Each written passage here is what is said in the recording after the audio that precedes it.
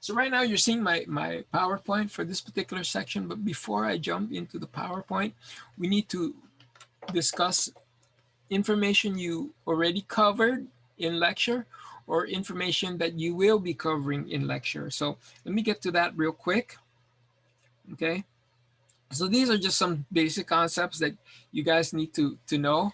So for Chem 201, you guys are covering this in chapter 16 and 17, but the basic idea is that acids are chemical that likes to give up hydrogen. And so here's an example of an acid reaction in water. Just having an acid solution sit there, it's going to be mixed with water because acids are in aqueous medium. And you can take a pH probe and figure out what the pH is. And generally that's the question, is that you have a solution, it could be an acid or base. What is the pH of the solution?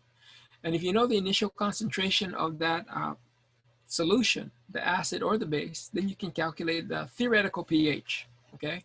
Because the experimental pH, when you actually put in the probe and measure the pH, could be different, either because you miscalibrated pH probe or maybe there's contaminant. But you can calculate certainly a theoretical pH based on the concentration of the chemical that you have. And when you do that approach, you gotta know the chemistry. I'm gonna keep emphasizing to you guys to understand the chemistry, because when you understand the chemistry, then you know the math that is associated with that. And so this is the chemistry right here of what happens to an acid in water. In a beaker, you've got some water in here, and then you pour, say, some acid. It could be hydrochloric acid or some sort of carbonic acid, whatever that acid is, man, okay, you can, whatever that acid is, you can figure out how much hydronium is produced from that particular acid. And this is the chemistry. This, of course, is in water. And so you don't really have to put in water because water is not really part of the mass action expression. It's there in the form of H3O plus because water accepts the hydrogen, but you should already know that just based on what we've talked about so far. When you have this, you know there's a Ka involved. How do you know there's a Ka? Because it's producing H3O plus. If it's producing OH minus, then it's a Kb. So again, it's the chemistry. It's producing H3O plus. Therefore, it's a Ka problem. When this chemical gives up its hydrogen, it becomes its conjugate.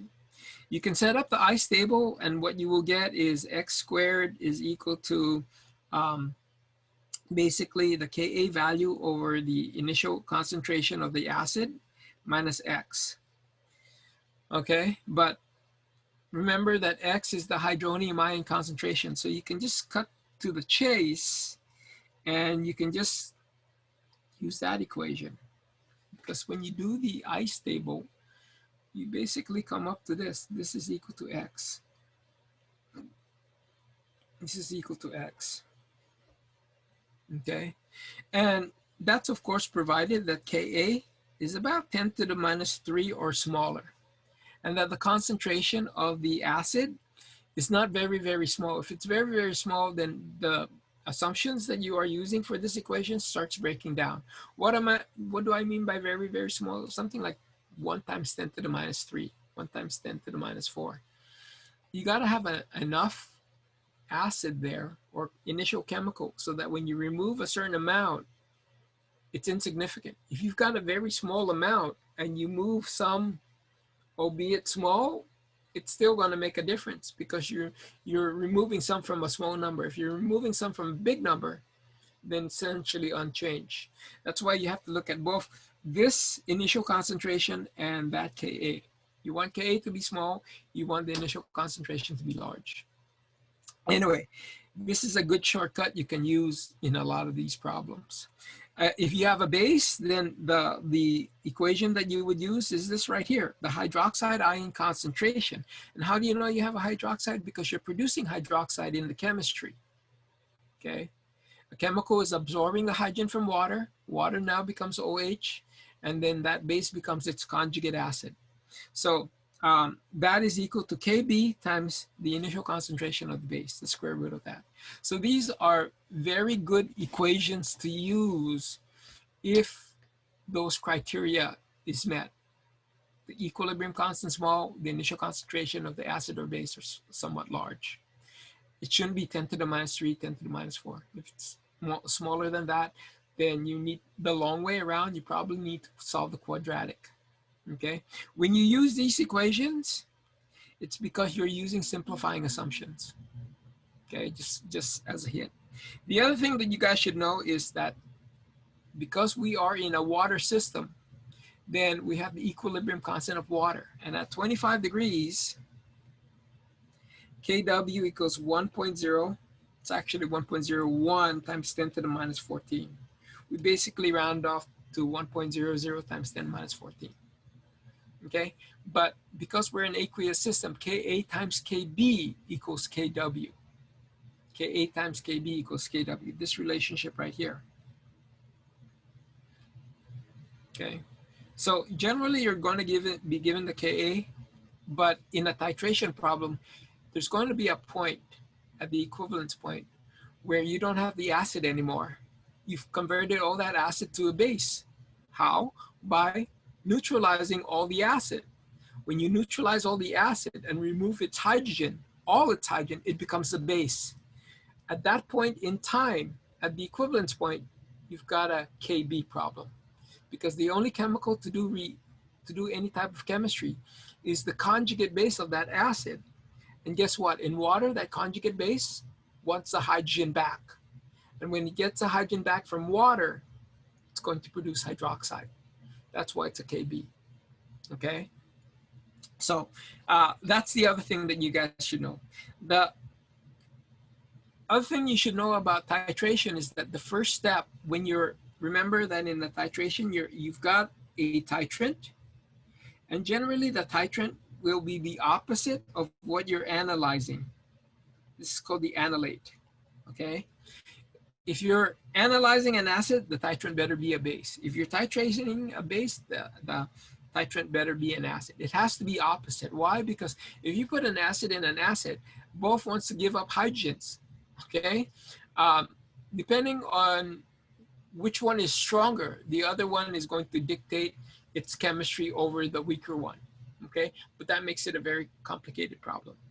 And in chemistry, we generally do reactions because we want to analyze chemicals. So why make it complicated for ourselves? We don't mix strong acids with another acid. If we're going to do an analysis where we need to calculate the concentration of an acid, we use a base to figure that out. And the base that we use will generally be of a strong nature. Okay, so that's important. But in this type of problem that you guys are seeing, okay, the chemical that you are adding, because you control it, will either be a strong base, in which case you're analyzing an acid, and that acid could be strong or weak, or a strong acid, in which case you are analyzing a base, and that base could be strong or weak. Okay, but when you put in a strong acid or a strong base, the chemistry is first governed by the strongest in that solution. A strong base will demand that whatever acid it's coming in contact with give up its hydrogen. Whether that acid is a strong acid, more better for giving up its hydrogen, or that acid is a weak acid, it's going to demand the hydrogen from that acid. And it will do so stoichiometrically. In other words, if you put in 3 moles of hydroxide in that solution, then it expects 3 moles of hydrogen ion from the analyte, okay? It's stoichiometric. You put in 5 moles of hydroxide, it's going to expect 5 moles of hydrogen ion, whether that acid is strong or weak, okay? That's stoichiometric. Then what happens to the remaining acid is equilibrium. So let me kind of show you what's going on. It's always good to draw a picture. That way you can visualize the chemistry. Let's suppose that I have an acid in here. It's HF. And just for the sake of numbers, I'm going to say I have 100 molecules or moles of HF. So therefore, the titrant that I'm going to be adding in here is going to be a strong base. This is a weak acid. If we were to calculate just the pH of this solution, then all we've got to do is use this equation right here.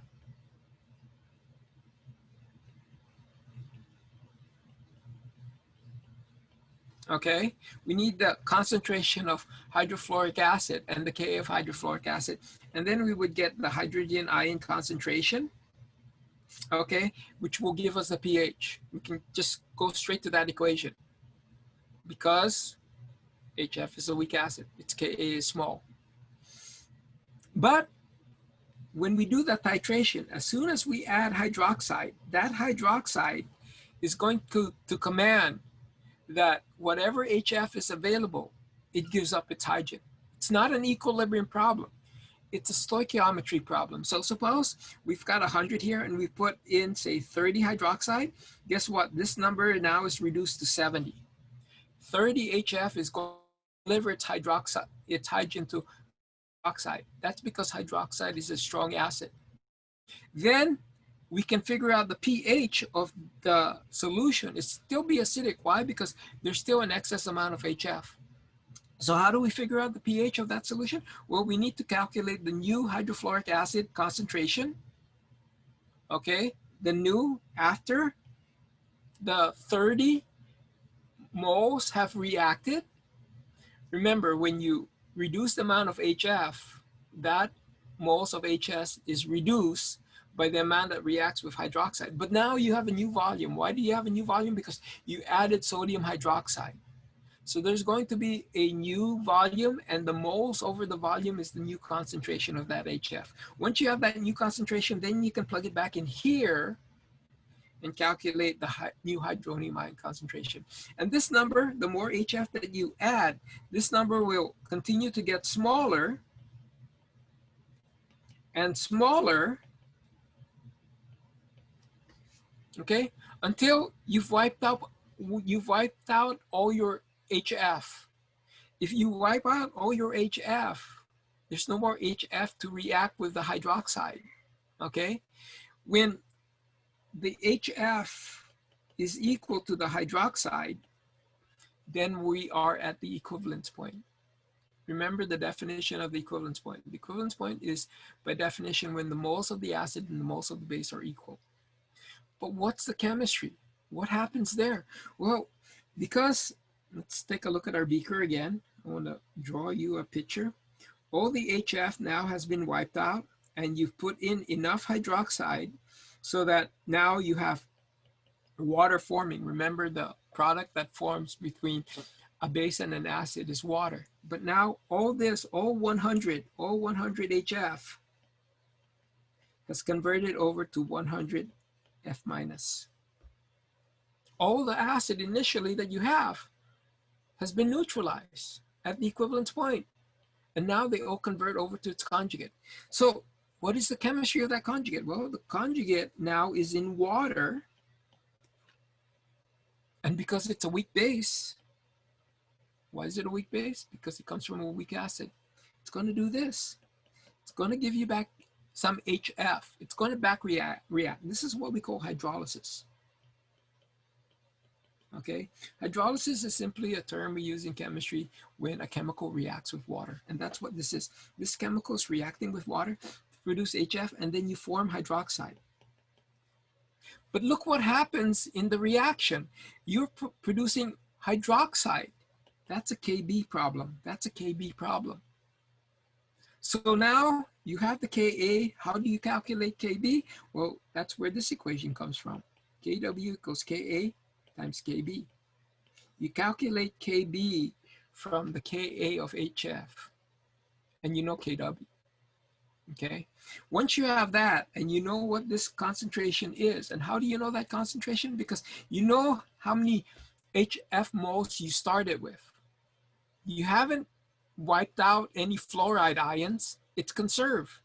And you now know the new volume. So you know the moles of the F minus, and that comes from the original HF that you started with. And you know the new volume. And how do you know the new volume? Because you know how much titrant you added. Let's say we add 20 mils of hydroxide. And then you know the volume you started with. Let's say you had 10. So 20 plus 10 is 30 mils.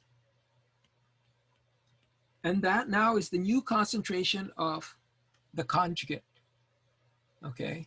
Remember, whenever we work with equilibrium, it's always molarity.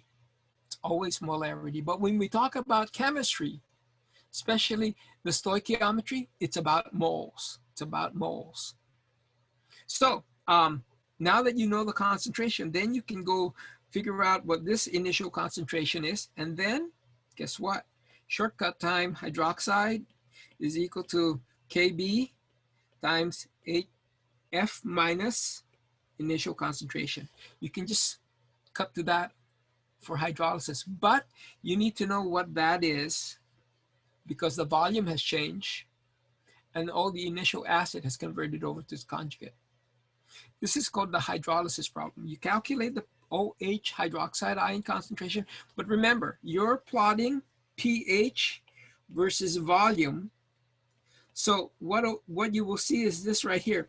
If you take that number and you just use that number blindly, you're going to get a number down here. You're going to get a number down here. So it's going to make your curve look weird.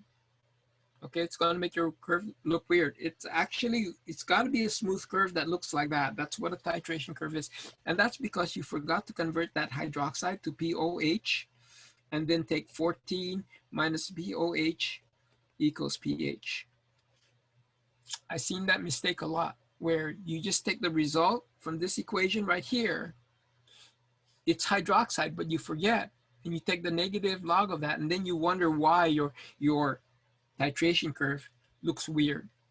It's because you're plotting POH and not pH. Okay. So those are some of the basic information that you need to know in order to do these types of problems. And this activity will help, especially for your midterm, for those of you in my class, when you start doing some of these acid-base chemistry. Okay, so with that said, I think I've covered everything that I wanted to. Oh, one more. Determining the equivalent volume. A lot of times, you guys are going to have a titrant. And again, the titrant chemical is the one in your burette. And you're going to have an analyte. And generally, in these type of problem, we give you information about the analyte. We tell you the identity of the acid. Let's say it's HBr. No, not HBr. That's a strong acid. Let's say it's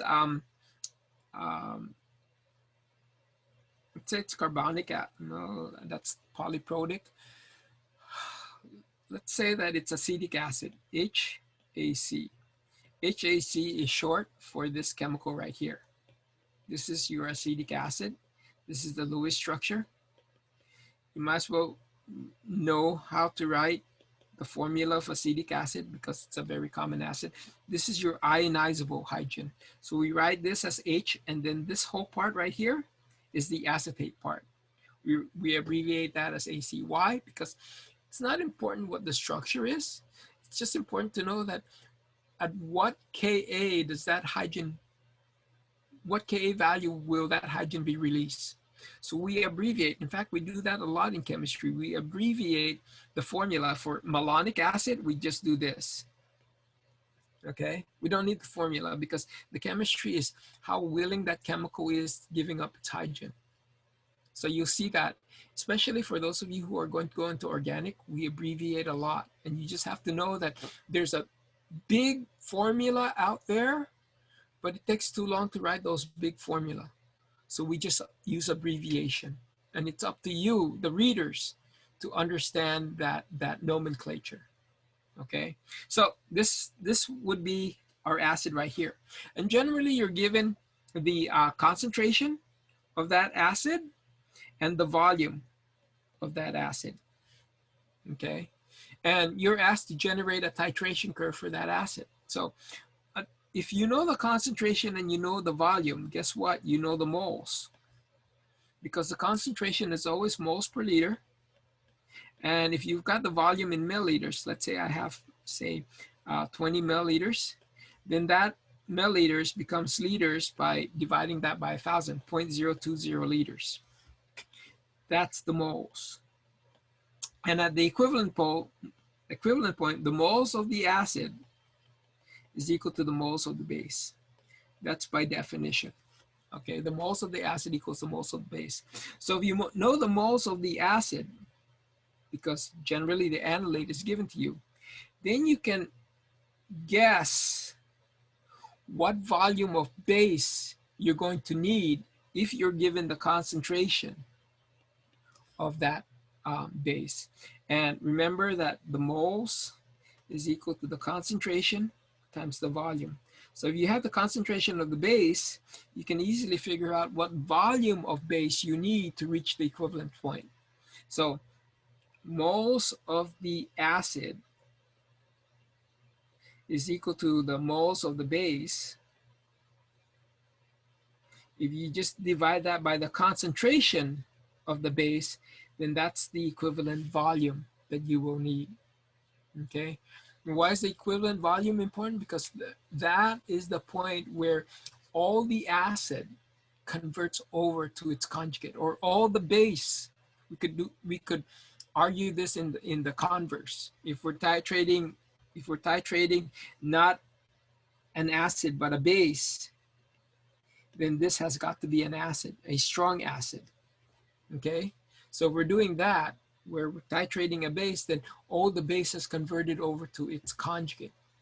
All the weak base will be converted to its conjugate at the equivalents.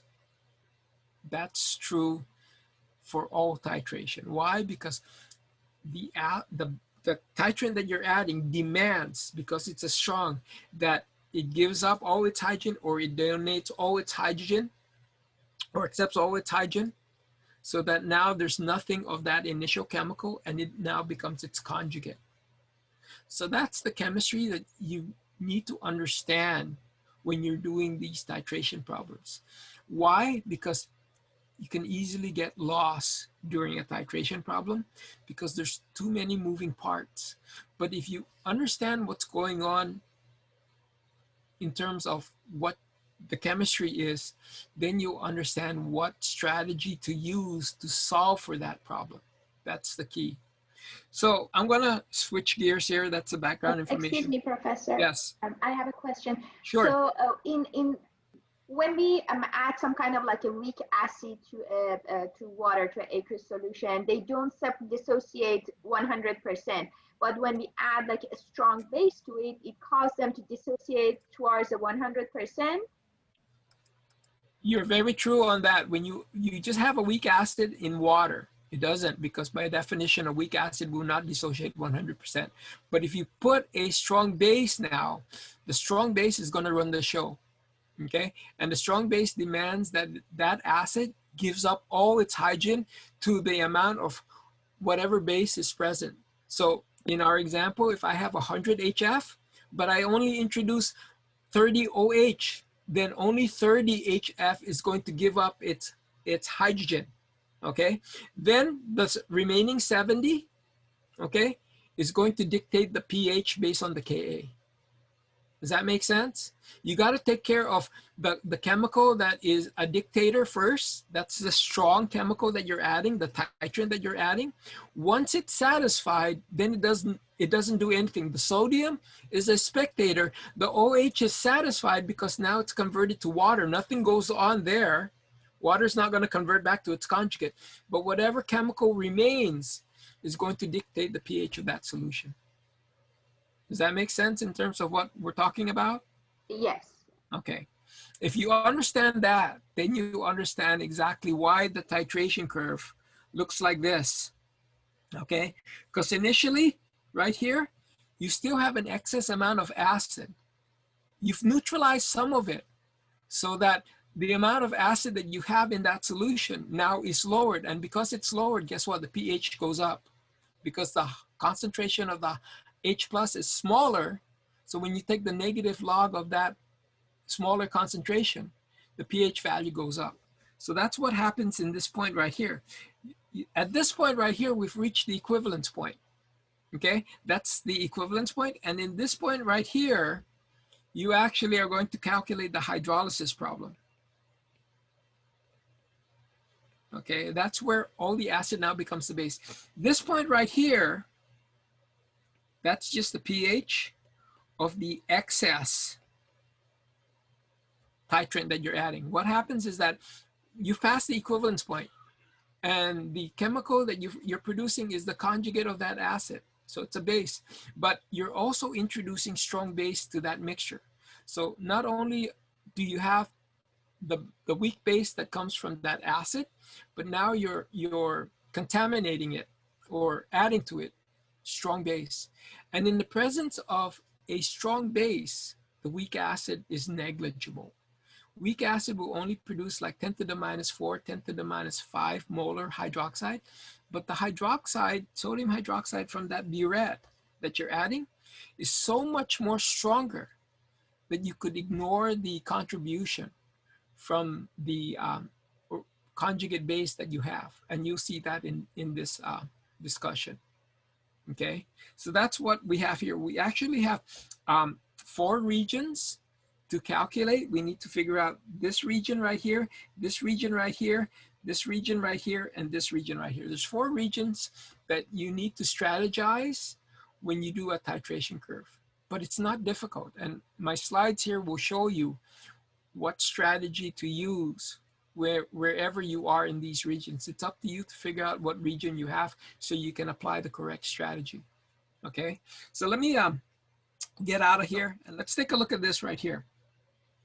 This is the general titration curve that you guys are going to generate. This, you can always know, you always know what analyte you have, because where you start will tell you whether it's an acid or a base. If you start up here, then the analyte that you have is probably a base. If you start below 7, then the analyte, the chemical you're analyzing, is an acid, because before any hydroxide is added, before any 0, your pH is below 7. It's an acid. Okay. Then it goes up. Why is it going up? Because you're neutralizing part of it with this titrant, this base. And as the pH rises, okay, as you add more titrant, which is a base, then the amount of acid that you have decreases, because it's going to get consumed by the base. Because it decreases, that hydronium ion concentration gets smaller, the pH gets higher. So that's what this is right here. Then you get to the point where the hydronium and the hydroxide are equal, or the acid and the base are equal. That's the equivalence point right here. And then after that, you've got excess titrant, excess titrant. So that's why I have this labeled right here. Okay, that's why I have this label right here. Type 1 calculation, and I label it equilibrium. Because before you add any titrant, that is the base, if this is the acid, it's an equilibrium problem. If you know the identity of the acid, then you can calculate the pH. In water, it's going to dissociate based on the Ka, so it's an equilibrium problem. Right here, it's a buffer. It's actually what we call common ion. And you'll see why that's the case when we have our discussion. When you have a buffer, there's another equation that you can use that will save you a lot of time. And that's the Henderson-Hasselbalch equation. Okay, Henderson-Hasselbalch equation. And you can apply that equation all throughout, right before you get to the equivalence point. So you can take a shortcut with that equation.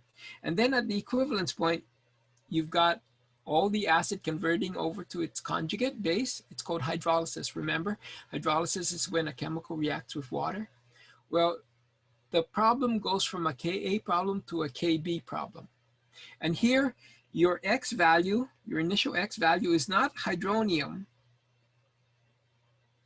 it's hydroxide.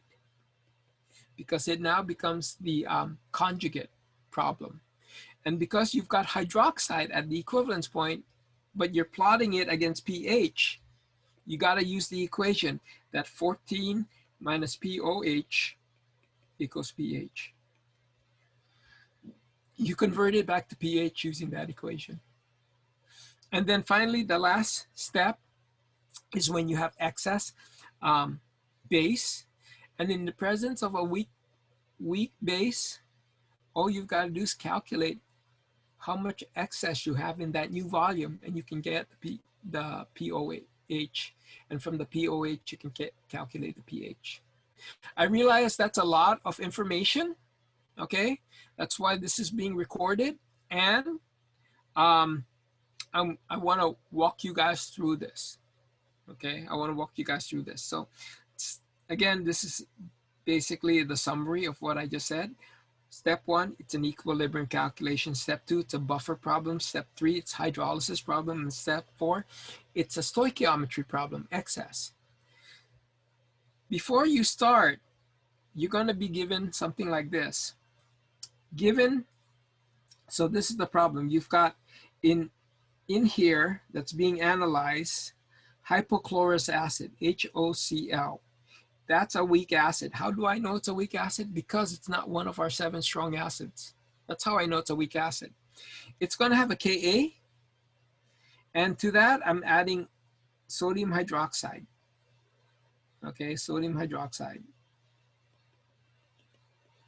And that's a strong base. This is a weak acid. And I tell you, generate a titration curve.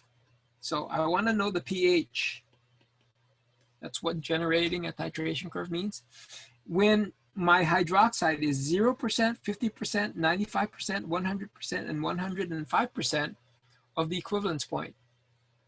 In other words, if the equivalence point is, say, 10 milliliters, that's 100%, then 95% is 9.5 milliliters. 50% would be 5 milliliters. But first, I need to know what this is. What is the volume at 100%?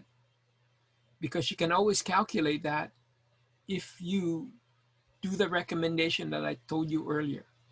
Moles of the acid equals the moles of the base at the equivalence point. Okay? So we need more information. We need to know the information about hypochlorous acid, and we need information about sodium hydroxide to figure out this quantity right there. And I give that to you. I tell you that hypochlorous acid is 0.40 molar. I tell you that there are 10 milliliters of that, 10 milliliters of that. So that's what I have for my analyte, 10 mils, 0.4 molar hypochlorous acid. I already know that if I multiply the volume and the molarity, then I'm going to get in somewhere in the order of 4.0 times 10 to the minus 3 moles. At this point in time, I want to introduce you to a unit that you're going to use a lot in acid-base chemistry. Why is that unit important? Because in acid-base chemistry, we don't deal in volumes of liters when we do the experiment. We deal in volumes of milliliters, okay? If you're dealing with milliliter volume, so why change 10 milliliters to liters and then in the end convert it back to milliliters? Okay, what we're going to do is we're going to just use millimoles. We know there's an order in milliliters, 10 to the minus 3. So milli just means 10 to the minus 3. So if I take 10 and multiply it by 0.4, that's 10 millimoles. Okay, don't convert milliliters to liters and then convert it back to milliliters. Okay, you're just wasting time. Just use this unit, millimoles. Why? Because you have milliliters. In the end, it's going to work out. So we have 4 millimoles of acid. And then I tell you that my base is 0.4 molar. This is an easy number to deal with. If I have equal concentration of my base and my acid, then I'm going to need equal volumes to reach the equivalent point. Therefore, the 100% is going to be 10 milliliters. Okay, it's 10 milliliters. But suppose this wasn't zero point 0.4, suppose this was 0.2. Then my base is twice as strong as my acid, and so I would need half the base to neutralize all the acid. That the equivalent point would be 5 mils. Okay, just think about that. If the concentration of the chemical you're analyzing is half the concentration of the acid, then you don't need the same volume, you need half the volume. You can do that calculation. Anyway, for this problem right here, the equivalent point is 10 mils. At the equivalence point, this is going to be 10 milliliters of hydroxide added. What is this? This is going to be 9.5. This is going to be 5. This is going to be 0. And this is going to be 10.5. It's that easy. Just take 10 and multiply it by 105%. Just take 10 or whatever the equivalent volume is and multiply it by 0.95%. That's the fraction. And you're going to get these volumes right here. That's the pH that you want. The pH to calculate at these specific volumes of titrant. You're going to calculate the pH at 0 titrant, 5.0 titrant, 9.5 titrant, 10 is in here as well, titrant, and 10.5 titrant. So I'm going to get 1, 2, 3, 4, 5 dots in my pH graph, and then I'm going to connect the line. So that's how you figure out the equivalent volume. If they give it to you in percent, if they don't give it to you in percent, the main thing is you want the volumes. You want the volumes in which you're going to calculate the pH. That's the main thing. So that's what we have right here. And I show you, oops, sorry. I show you that right here. We're using this new unit called millimoles. Okay. So at 0%, remember my hypochlorous acid, HOCl, is 0.40 molar. And my Ka for this is, where is my Ka? Right here. If I give you the pKa, 7.5, write this down.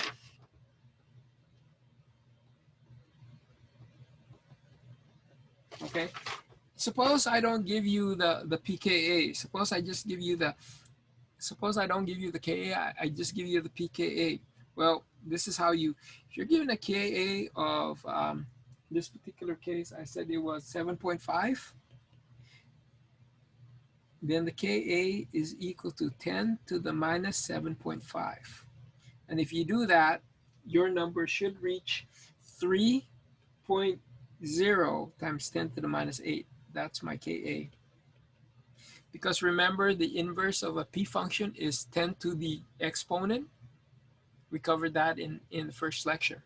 The inverse of a power function, if you've got a number and you want to do the p-value of that, you take the negative log. But if you've got that p-value, then you raise it 10 to the negative of what that value is. In this case, Ka equals 10 to the minus pKa. That's what we have. That's a handy equation to remember.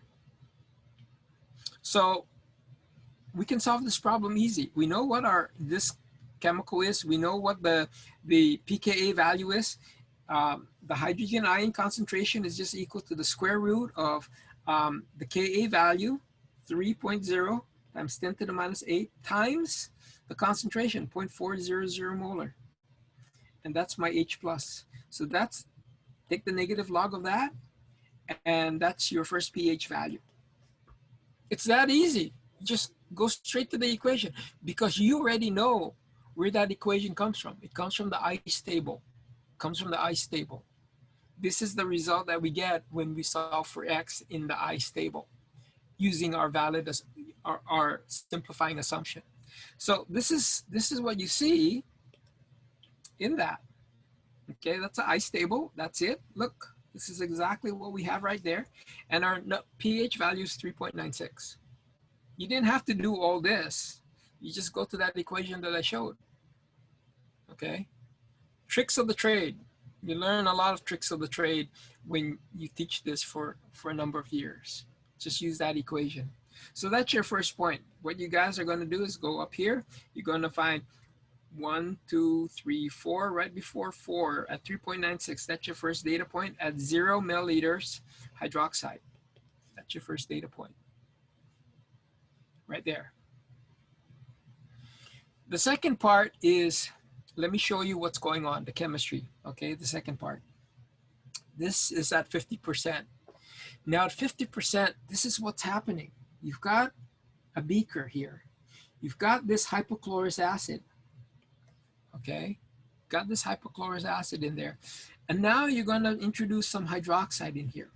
And depending on how much hydroxide you introduce, some of that acid is going to be converted to its conjugate.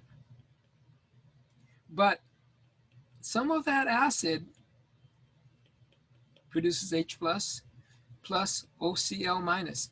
That amount that got converted by the hydroxide is now in that. So in the initial line right here, this is going to be reduced. Let's say we have 100 of these, and let's say we introduce, say, 50 of this, 50%, remember? Well, if we have 100 of this, sorry, we can't put that in the initial line because the first part is stoichiometry. Okay, the first part is stoichiometry. Here, we're talking about equilibrium. So in the stoichiometry part, this is what's happening. We have HOCl plus hydroxide goes to OCl plus water. We use start. Why start? Because it's stoichiometric. Here we have 100 moles. Here we have 50. The limiting reagent is going to be what dictates this reaction. When the reaction is complete, okay, when the reaction is complete, the limiting reagent, that's the hydroxide, is going to be, that's R for react, okay, minus 50, plus 50, and then water is not that important. So at the end, when we have finish, the thing down here is finish, okay? When the stoichiometry is done, HOCl will have 50 moles of remaining, and the amount of OCl minus is 50 moles produced in the total volume that it occupies now. So we have to first solve when we start adding the titrant, the stoichiometry part. That means you have to calculate the moles, okay? Once we have the stoichiometry part, then we'll have the initial concentration here, and we'll have an initial concentration here, and then we just do the ice table from there. But this is what happens when you do that. When you have the HOCl, and that goes to OCl minus plus H plus, we will have from the finish line, we'll put the initial concentration here, and we'll put the initial concentration here. Why? Because that's what is produced from the initial titration. You're producing products. And then this will be zero initially. And then the change will be minus X plus X plus X. And then at equilibrium, this is the initial concentration of HOCl minus X. This is the initial concentration of OCl plus X. And this is also X right there. Now, I'm showing you the ice table, but what I want to do is show you the shortcut which comes from the ice table. And that shortcut is the following. This is an equilibrium, that's Ka. And that is equal to X times this concentration right here. And that's something plus X. And that's divided by this concentration down here. And that's something minus X. The X values are going to be negligible. Why? Because it's a weak acid. It's a weak acid. So this is reduced to this right here. X is equal to the initial concentration of OCl minus over the initial concentration of HOCl. Why is that equation important? The reason that equation is important is because of the following. I gotta erase this, sorry. I'm running out of space. The reason why that equation is important is because of the following. If I take this equation right here, and again, you guys don't have to derive it, but know it comes from the ice table. If I take that equation and I do this, X is equal to OCl minus divided by HOCl divided by 1 over Ka. That's just taking X here and moving this down and moving that up, which means that, sorry, that's the wrong equation. Let me clean this up. I did my math wrong.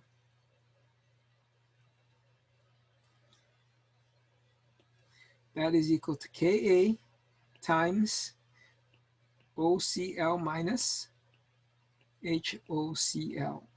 And these are the concentrations from the stoichiometry. Remember, this is hydronium ion concentration. It's hydronium ion concentration. Now, this is the magical part. This is the magical part.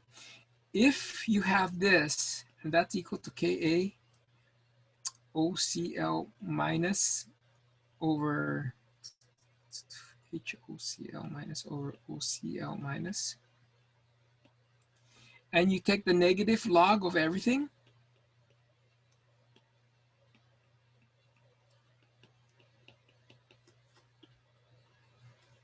isn't the negative log of H plus just the pH? Isn't the negative log of Ka just the pKa? And then this quantity right here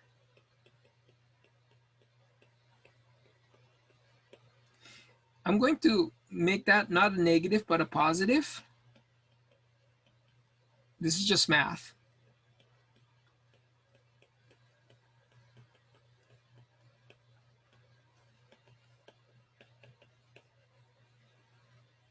And that comes from the ice table. This equation, and you guys will need to know for med school, okay? It's called the Henderson-Hasselbalch equation. It comes from the ice table, but it gives you a shortcut of calculating the pH. If you know the concentrations of the chemical at the very beginning, after the stoichiometry. So remember this equation because you're going to be using that a lot in the buffer region. It comes from the ice table, okay? This is called the Henderson-Hasselbalch equation. And let me just show you how this equation, you don't have to worry about how it's derived. I wanted to show you that here and take up some time because I want to show you that everything, if you forget all these equations, you can always figure out what equations to use using the ice table, going back to the fundamentals. But if you know what equation to use, then you're going to be using this Henderson-Hasselbalch equation. So this is what happens at this point in the buffer region. You only use the Henderson-Hasselbalch equation in the buffer region. This is our stoichiometry. This is when you add hydroxide. In this case, we add 50%. Remember 50% was 50 milliliters of hydroxide, and that's 50% titration. Well, 50% hydroxide, so 5 milliliters hydroxide times 0.40 molar, that's 0.20 moles of millimoles of hydroxide. That's your limiting reagent. We have 4 millimoles of our acid. Why? Because we have 10 milliliters and the concentration is 0.4. So our limiting reagent is 2 millimoles. So that's going to be what's going to get consumed. Minus 2 right here, minus 2 plus 2 plus 2. That's where this number comes from. Okay, this number comes from the fact that this is my limiting reagent because that's a smaller amount. So it's going to remove 2 millimoles from my acid. It's going to wipe out all my hydroxide because that's all going to be used up. But it's going to form 2 millimoles of my base, my conjugate base. So these moles in the new volume, 5 mils from the hydroxide plus 10 mils of my original analyte, that's 15 mils. That's my new volume. If I take 2 millimoles and divide it by 15 mils, millimoles divided by milliliters is molarity. That's why we're using millimoles. Millimoles divided by milliliters is molarity. The millis cancel out. That's why we like millimoles, okay? Comes out to 0.133 and 0.133. That's all you need to apply this Henderson-Hasselbalch equation. You can now say the pH is equal to the pKa, and remember I told you that the pKa was 7.5 from the initial line, plus the log of the conjugate base, it's always the base on top, conjugate base over the conjugate acid, that is 0.133, and this is 0.133. If these numbers were different, then you would put that in, and then you would just calculate the log of that quotient, okay?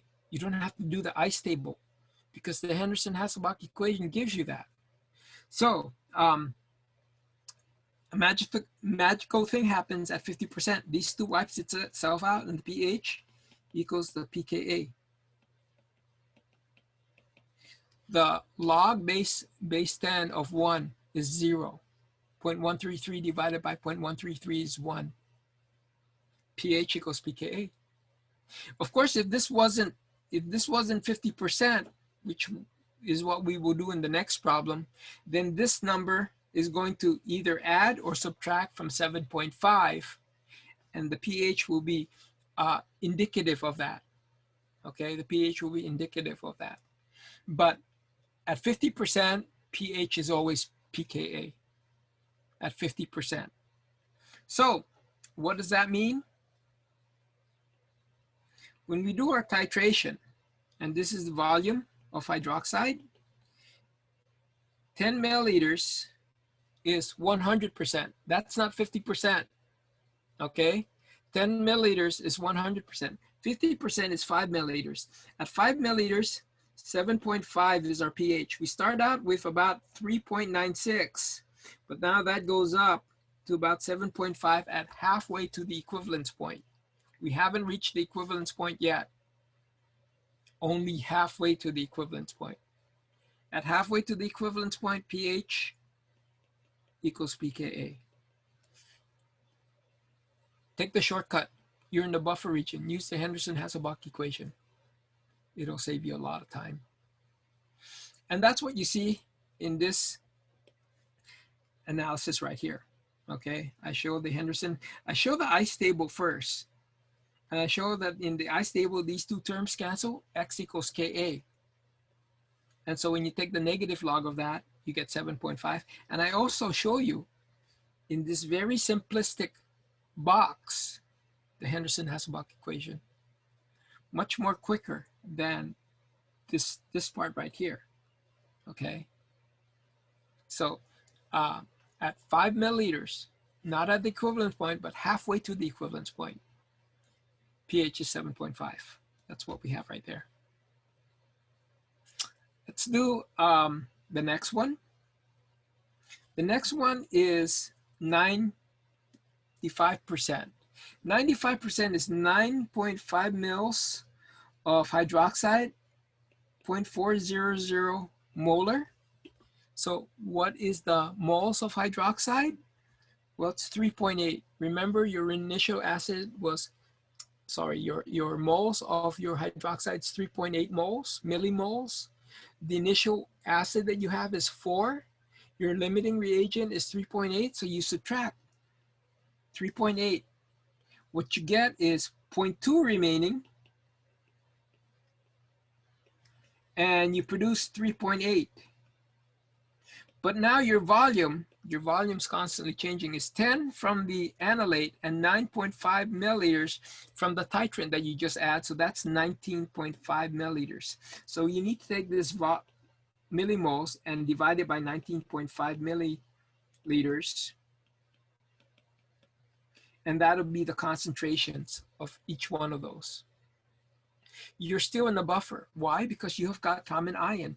Whenever you see common ion, see how you've got common ions here? You're in the buffer.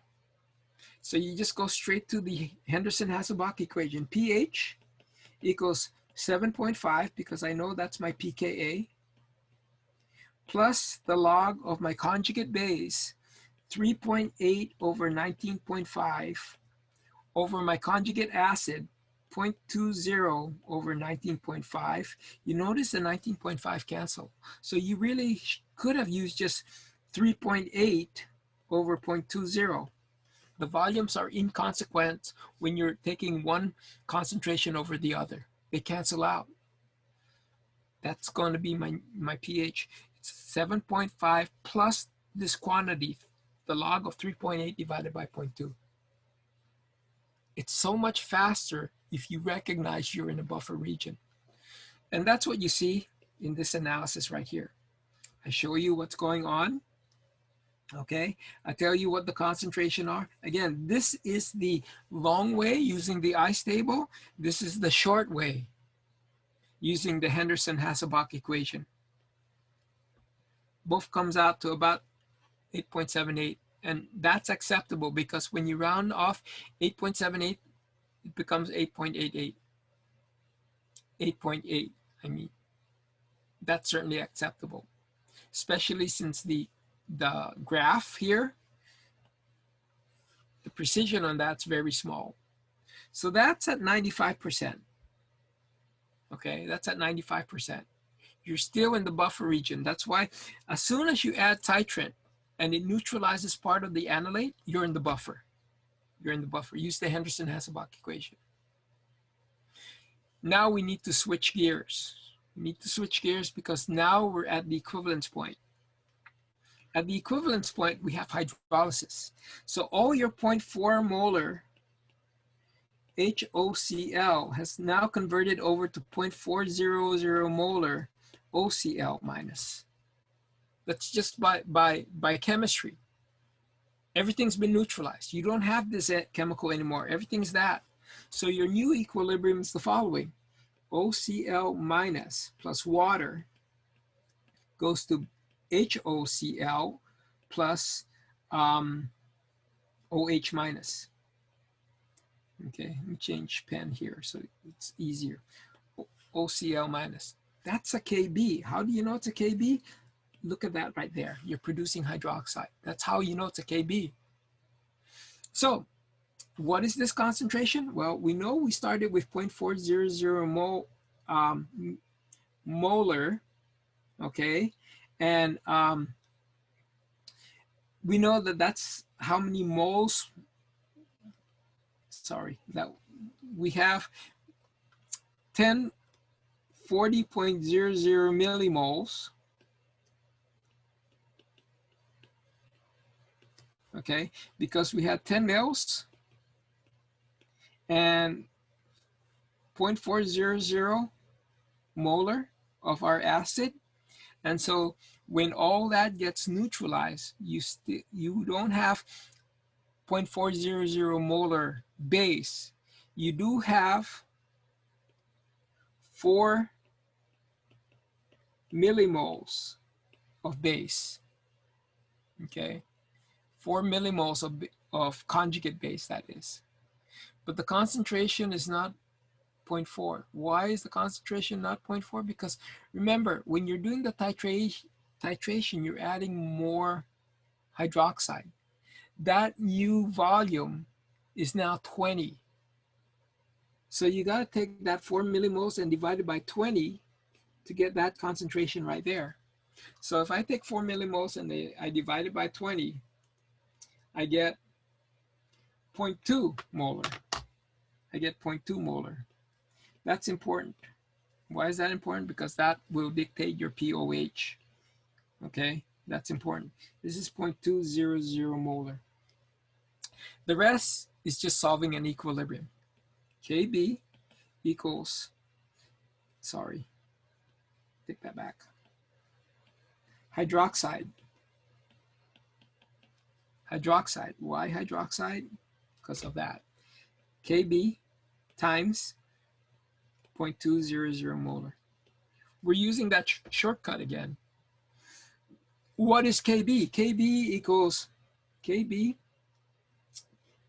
pKb plus pKa equals 14. I know that pKa is 7.5. That makes pKb 6.5. So the negative log of 6.5 equals, or 10 to the minus 6.5 power is equal to 3.16 times 10 to the minus 7. That's my Kb. My Kb. I have Kb, I have the concentration of OCl, I can calculate hydroxide. Go straight to that equation that I showed you, the shortcut that I showed you. Here's the result. See how everything now converts over to its conjugate, 4 millimoles. In the 20 milliliters, that's 0.2 molar. Then you could take that and you can bring that into the ice table and solve for it. And this equation right here is basically what the equation that I just had. X is equal to 3.33 times 10 to the minus 7 times 0.200, square root of that. You don't have to do the ice table if you know what you're doing. You can just go straight to this equation right here. It works for hydronium. It works for hydroxide. Remember though, this is hydroxide, not hydronium. You need to calculate the pOH and then take 14 and subtract the pOH in order to get the pH, because pH is what you're graphing, not pOH.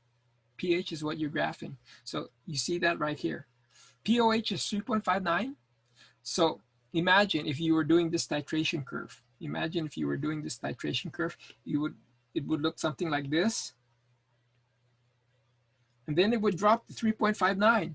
You know you made a mistake, because it should never just drop like that. It's gotta continue on smoothly like that. You know me, you made a mistake.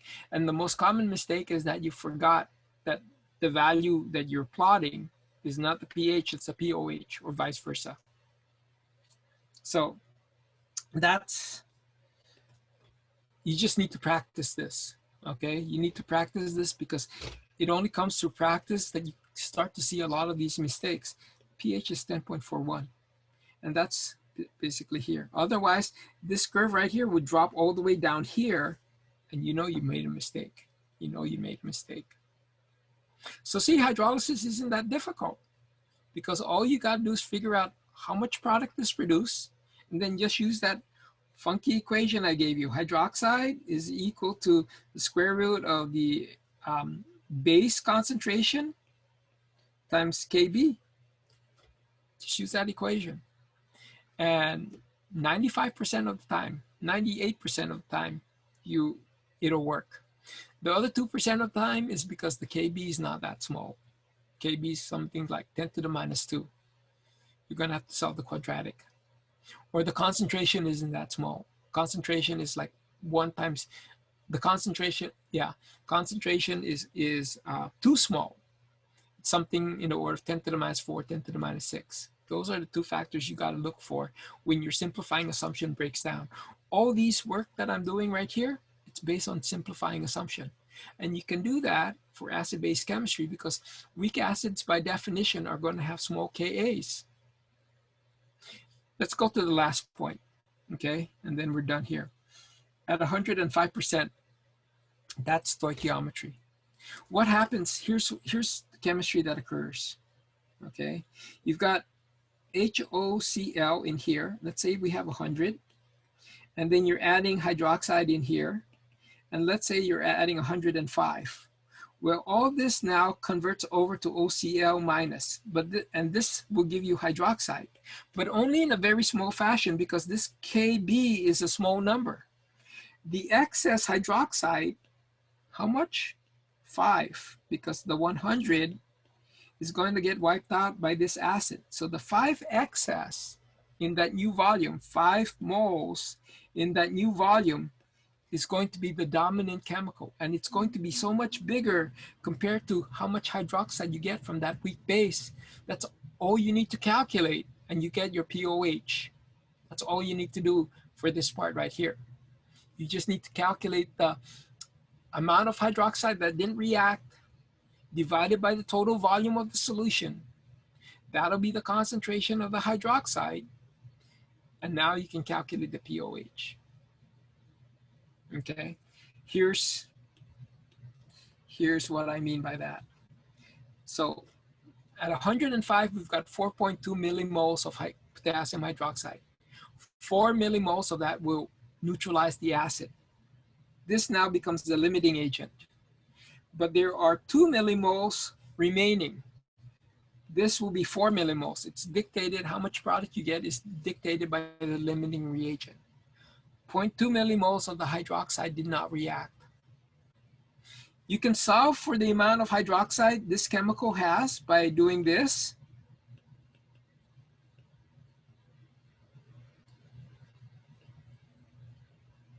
Okay, because 4 millimoles divided by 20.5 milliliters, that'll give you this concentration right here. You can calculate that. You find out that this is very small. All you got to do is take this 0.2 millimoles divided by the new volume, which is 10.5 plus 10. Where did I get 10.5? That's how much titrant you're adding. Remember, 105% is 10.5. So 10.5 hydroxide, 10 mils of the original analyte, that's 20.5.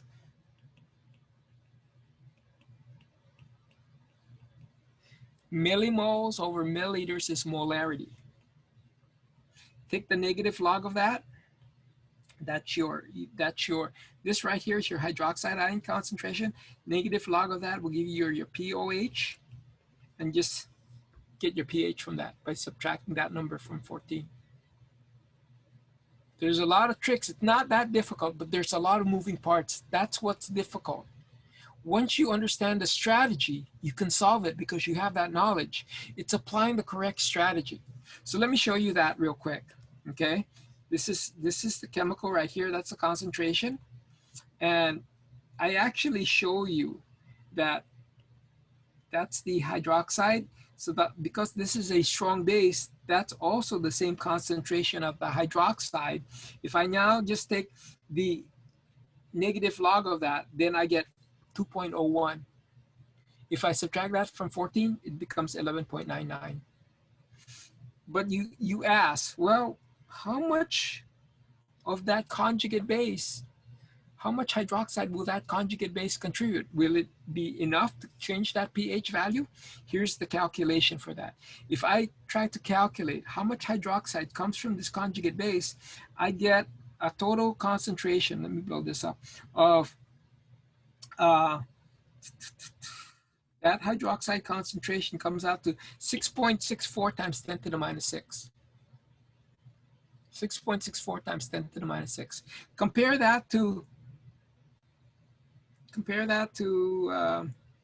this number right here, 9.76 times 10 to the minus 3. That's 3 orders of magnitude. It's negligible. It's negligible. And so that's what you see right here. When you add these things together, you add this and this, you still get 9.76 times 10 minus 3. The pH is still 11.99 or 12.0. Still the same. Okay, so you don't even have to worry about this unless, of course, your instructor is mean and asks for that value. Generally, I won't, because that's not a significant number. The significant number is what is the pH at 10.5 milliliters titrant, and that pH will be 12, 11.99. And that's how you solve these types of problems. You have to go back and you have to be able to recognize what part of the titration curve you have. So here's how I break it down. The first part, 0 milliliters, that's just straight acid. use this equation right here. The hydrogen ion concentration equals the concentration of your initial acid times Ka square root of that. From this point on, from this point right here, that's your buffer. pH equals pKa plus the conjugate base divided by the conjugate acid, the log of that term. That's the buffer region. It's up to you to calculate these concentration after the stoichiometry. Then at the equivalent point right here, you've got all the acid converted to base. So you just use this equation. Hydroxide ion concentration equals the square root of the conjugate base concentration times Kb. That's what you would use at the hydrolysis point. And then finally, at excess base, excess titrant, you just figure out how much excess is left. So you need to figure out how much total you put in, how many moles you put in, minus the amount that reacts divided by the total volume. And if you do that, then you get the concentration of the hydroxide. Remember, these two are hydroxides. You got to convert it to hydronium in order to calculate the pH. But this right here, this table right here is a good summary of the equations that you guys are going to be used for to do this particular problem. Okay. So that's really all I wanted to share with you guys. You're much more ahead when we start covering this in lecture, because you will have done the exercise, and hopefully when you hear it a second time, it'll be that much more concrete. But that's what you want to use. You want to use probably this particular PowerPoint to guide you when you do the initial calculations. Okay.